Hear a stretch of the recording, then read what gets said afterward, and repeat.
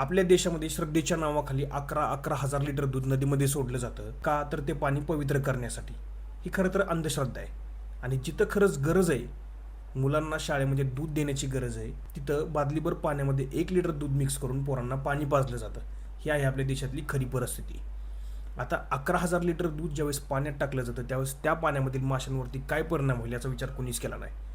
पाण्यामध्ये ज्यावेळेस कचरा टाकला जातो, कुठल्या कारखान्याचं पाणी टाकलं जातं, त्यावेळेस त्या सगळ्या गोष्टीचं विघटन करण्यासाठी त्या पाण्यामधील जीवाणूंना ऑक्सिजनची गरज असते.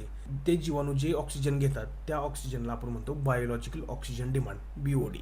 आता कचरा असेल, कारखान्यातील पाणी असेल किंवा सांडपाणी असेल, याचा BOD किती असतो? 200 ते 300 mg/लिटर.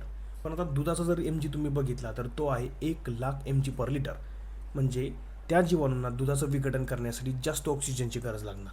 परिणामी त्या पाण्यातला ऑक्सिजन संपणार आणि मासे मरून जाणार. हे आहे त्या पाठीमागचं कारण. पण या लोकांना सांगायचं कोणी? या लोकांचे कान तर अंधश्रद्धेने भरलेले आहेत. आणि हे अंधश्रद्धा पसरवणारे लोक आपल्या देशामध्ये का आहेत? तर ह्यांना सपोर्ट करणारे लोक पण आपल्या देशामध्ये आहेत, त्यांच्या पाया पडणारे लोक आपल्या देशामध्ये आहेत.